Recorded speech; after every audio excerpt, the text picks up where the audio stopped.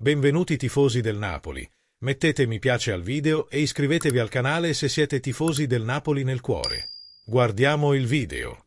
Lautaro Martinez è stato intervistato da France Football in occasione della sua nomina per il Pallone d'Oro 2025. Il Toro è tornato sul finale della scorsa stagione con l'Inter.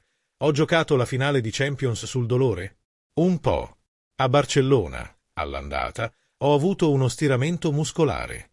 I medici mi hanno detto di stare fuori per 12 o 15 giorni perché il muscolo era leggermente strappato.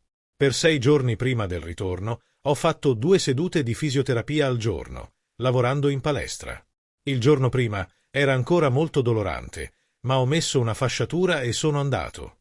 Quando ho causato il rigore, la gamba mi faceva molto male. Peccato. 2 giorni dopo, il dolore era raddoppiato. Ho fatto degli esami e il mio infortunio era più grave. Ho parlato con i medici per prepararmi al meglio per la finale, nelle condizioni che ritenevo possibili. Ho lavorato duro, molto duro, ma il muscolo non riusciva a recuperare completamente. Onestamente, ero guarito, pronto a giocare. Ma mi sentivo diverso, non al 100%. Sul crollo nel finale della scorsa stagione. Avevamo la possibilità di vincere 3 titoli, e alla fine ci siamo trovati senza niente. È il dolore più profondo che abbia mai provato.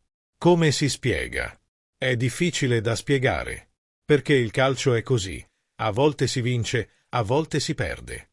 Il Napoli, che ha vinto lo scudetto, ha giocato solo in campionato. Si è riposato, si è preparato per la partita ogni settimana. Noi dall'anno scorso abbiamo accumulato partite, stanchezza, infortuni e quindi giocatori indisponibili nei momenti importanti. Si è fatto sentire davvero. Ma con ogni stagione si impara. Il futuro di Simone Inzaghi ha influito sul finale di stagione? Assolutamente no. Ognuno è libero di fare le scelte che preferisce. Il mister ci ha comunicato di aver ricevuto un'offerta, che se ne sarebbe andato. Eravamo concentrati sui nostri obiettivi. Ha sempre dimostrato professionalità. Ci siamo sentiti molto a nostro agio con lui, era la nostra mente. Ho perdonato la squadra e me stesso per il finale della scorsa annata? Sì. Tutti i ragazzi sono rimasti profondamente colpiti. Sbagliare è umano.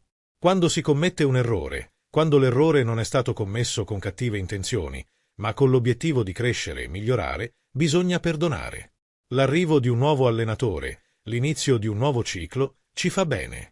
È importante cambiare aria, obiettivi e punti di forza. 7 gradi posto al Pallone d'Oro? Mi aspettavo di essere classificato più in alto dopo essere arrivato capocannoniere e giocatore della Serie A, vincendo la Coppa America segnando 5 gol, incluso il gol della vittoria in finale. Ho anche vinto la Supercoppa italiana segnando in semifinale e in finale. Ma rispetto la scelta dei giudici. Se lo meritavo io? Non lo so. I riconoscimenti individuali sono importanti per me. Il collettivo viene prima dei singoli, ma quando raggiungiamo i nostri obiettivi personali è perché stiamo facendo bene per la squadra. I nostri obiettivi collettivi ci permettono di arrivare fin qui, a questo posto, a questo gala. Essere tra i 30 è già una grande ricompensa, ma sogno di riuscire a dare il massimo nell'arco di una stagione.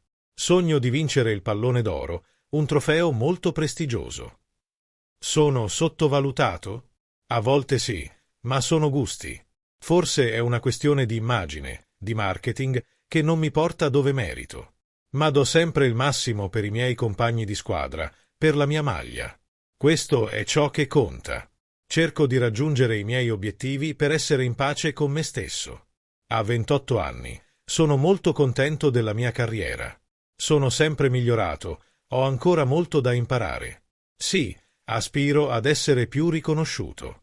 Ma soprattutto vorrei essere riconosciuto come una persona buona, educata e che si è sempre comportata correttamente. Dove mi colloco tra i migliori attaccanti del mondo? Tra i primi 5, sicuramente. Non voglio fare nomi. Ognuno classifica i giocatori come vuole. Ci sono alcuni attaccanti di altissimo livello. Ma quello che ho fatto negli ultimi anni mi permette di essere tra i primi 5. Cosa ne pensi, tifoso del Napoli? Metti mi piace al video e iscriviti al canale. Forza Napoli sempre!